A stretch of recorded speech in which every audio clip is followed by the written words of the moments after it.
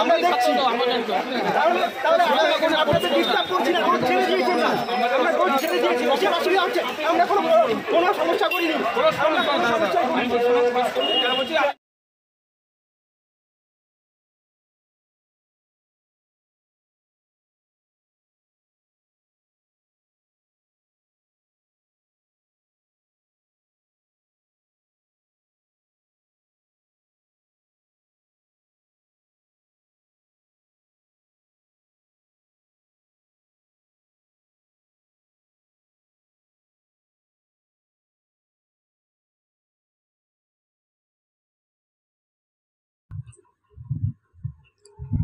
কালিয়াগঞ্জ শহর ও ব্লক তৃণমূল কংগ্রেসের পক্ষ থেকে প্রতিবাদ মিছিলের আয়োজন করা হলো কালিয়াগঞ্জ শহরে।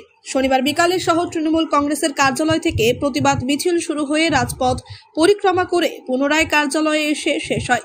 এদিনের প্রতিবাদ মিছিলে উপস্থিত ছিলেন রাজ্য তৃণমূল সম্পাদক অসীম ঘোষ, জেলা চেয়ারম্যান সচিন সিংহ রায়, ব্লক তৃণমূল সভাপতি তথা জেলা পরিষদের কর্মাধ্যক্ষ নিতাই বৈশ্য, পঞ্চায়েত সমিতির সভাপতি হিরণময় সরকার, পুরসভার পুরপ্রধান রামনিবাস সাহা সহ অন্যান্যরা।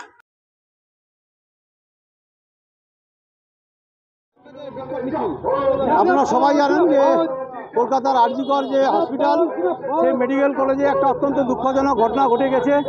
আমাদের একটি বোন, আমাদের একটি ঘরের মেয়ে দুর্ভাগ্যজনকভাবে সেই মেয়েটি দূষিত হয়ে সেই মেয়েটিকে হত্যা করা হয়েছে।